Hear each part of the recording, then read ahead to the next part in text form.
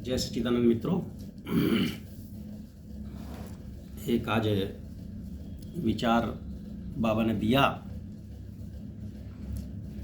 कि समुद्र मंथन के बारे में हमने सबने सुना होगा। समुद्र मंथन होता है देवी देवताओं के बीच। तो बाबा समझाते हैं कि ये एक प्रतीक स्वरूप है, कहानी को समझाने का तरीका है। कोई ऐसा समुद्र मंथन नहीं होता कि, लेकिन होता है, समुद्र मंथन होता है, लेकिन वो स्वयं का होता है। और वो एक कहानी के माध्यम से जो समझाना चाहता है, जैसे हमें रामायण के माध्यम से राम समझाए गए, कृष्ण समझाए गए। मतलब वो कहने का मतलब है जो चीज़ें हैं वहाँ तक पहुँचना है। तो समुद्र मंथन के बारे में जैसे ही बाबा ने विचार दिया, उसके बारे में मुझे थोड़ा समझाया। तो कहते हैं बच्चे, खुद का मंथन करना है, चिंतन। जब तुम मेरे ध्यान में बैठते हो, बाबा कहते हैं बच्चे लोग जब मेरे ध्यान में बैठते हैं एकांत में, तो चिंतन करते हैं। और चिंतन भी किसको चलता है? जो पुण्य कर्म में अग्रसर रहता है, और जो मतलब सिर्फ इसी उधेड़ बुन में नहीं रहता कि ये कैसे प्राप्त करूं, वो कैसे प्राप्त करूं। जो मुझे प्राप्त करना चाहता है, बाबा कहते हैं जो मुझे प्राप्त करना चाहता है, तो वो जो है समुद्र मंथन कैसे होता है। तुम चिंतन में बैठोगे, ध्यान में बैठोगे, तो तुम्हें पहले विचार और कहीं खींचेंगे। जब बैठेंगे ध्यान में तुम मेरी बैठोगे, लेकिन तुम्हारे विचार चले जाएंगे बेटा पे, बेटी पे, बहू पे, व्यापार पे, किसी दोस्त पे, किसी दुश्मन पे। लेकिन तुम ध्यान में लगे रहो। मेरा बाबा कहते हैं ध्यान करोगे तो निराकार हूँ मैं, तो बिंदी स्वरूप कह लो उसको, प्रकाश स्वरूप कह लो, ब्रह्म कह लो। तो फिर क्या होगा कि तुम्हारी एकाग्रता बढ़ती जाएगी। और ध्यान के लिए उसने, बाबा ने कोई विधि, हमें तो राजयोगी बनाया है बाबा ने कि तुम तो राजयोगी हो, जैसे मर्जी ध्यान करो, बस विचार करो मेरा। लेट के करो, बैठ के करो, खाते करो, पीते करो। वो मैंने एक वीडियो में समझाया भी था कि जैसे प्रेमिका हमें ध्यान रहती है हर समय, या हमारा बेटा ध्यान रहता है, या कोई पैसे लेके भाग गया वो ध्यान रहता है, इसी तरह से बाबा को हर टाइम ध्यान में रखो। गाड़ी चलाते हुए, बैठते हुए, उठते हुए, सोते हुए, तो वो आदत बन जाएगी फिर कि हमारा ध्यान और बाहर की चीज़ों से हटके बाबा में लग जाएगा।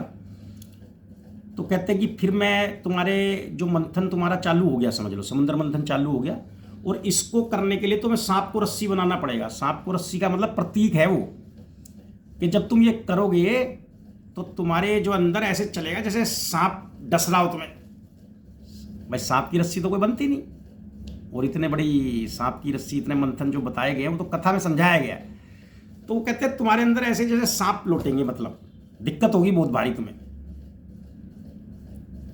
सोते हुए बच्चे को जगाना है तो उसे दिक्कत तो होती है।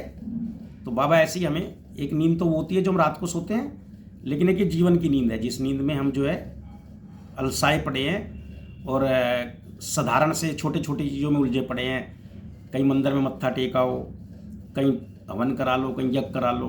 उनका भी महत्व है अपनी जगह पर, लेकिन एक लिमिट तक है। उसके बाद फिर आगे बढ़ना ही पड़ेगा हमें। अगर वो उनमें खुश है तो खुश रहो, बाबा उन्हें भी देते हैं। बाबा तो सबको देता है।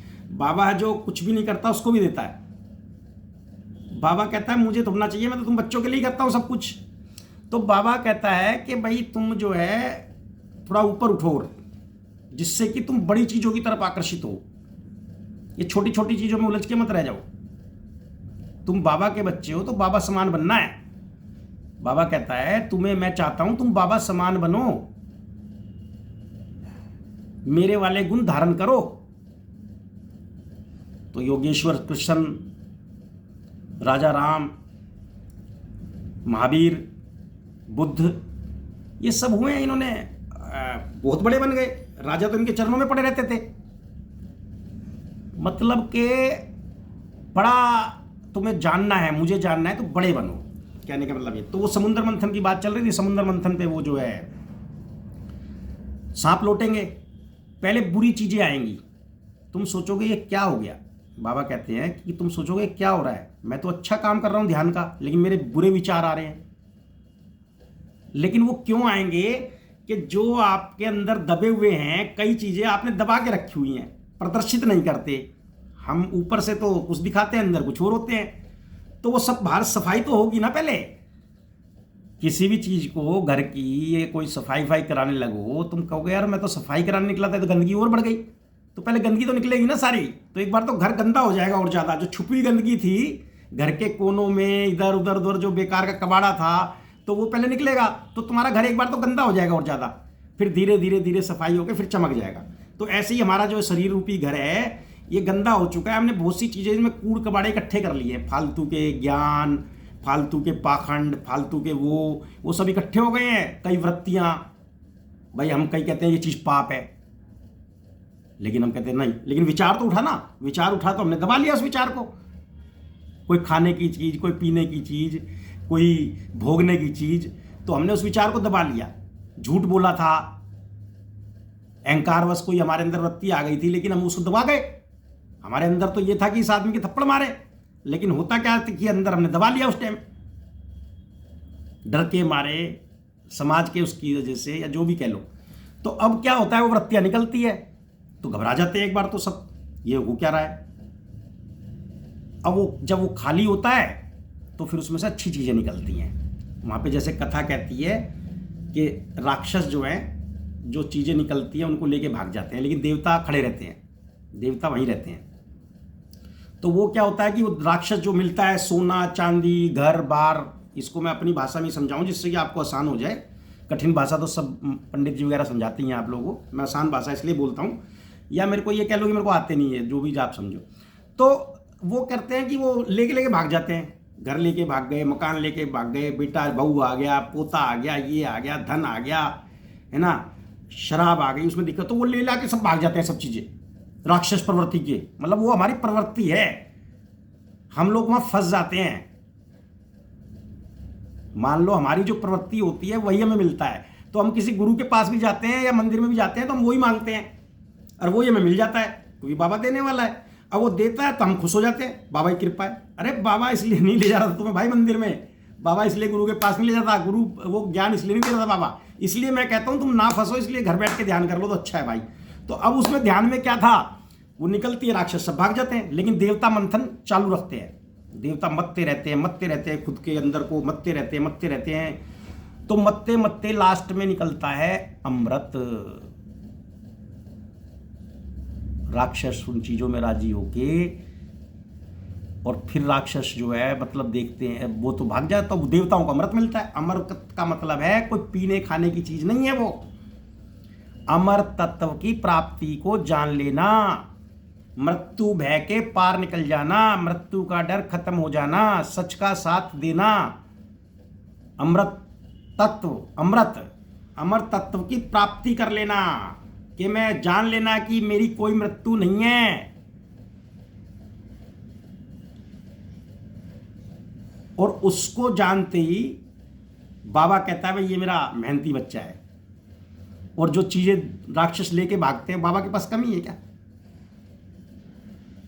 वो उनसे ज्यादा तुम्हें फिर वो भी दे देता है। तो देवताओं को आपने देखा होगा खुश भी रहते हैं, हमसे ज्यादा भी होता है उनके पास,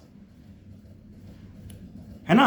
और वो जो है क्या नाम है, वो खुश भी रहते हैं, मौज में भी रहते हैं, और सब चीज करते हैं। जो राक्षस करते हैं वो भी करते हैं, लेकिन उनका रंग ढंग अलग होता है। और देवता फिर क्या करते हैं, दूसरों के लिए भी अच्छा करते हैं, देव बन के, और अपना भी भला करते हैं। और अमर हो जाते हैं देवता, क्योंकि उनको अमर तत्व की प्राप्ति पता लग जाती है, अमर तत्व मिल जाता है। तो ऐसा कुछ बाबा ने मुझे समझाने की कोशिश करी। बाबा ने समझाया अपनी तरफ से बढ़िया ही था, लेकिन मेरे शब्दों में कुछ चीज़ समझ में या त्रुटि रह गई हो तो उसके लिए मैं क्षमा चाहता हूँ। आप भी ऐसा समुद्र मंथन करें। जय सच्चिदानंद।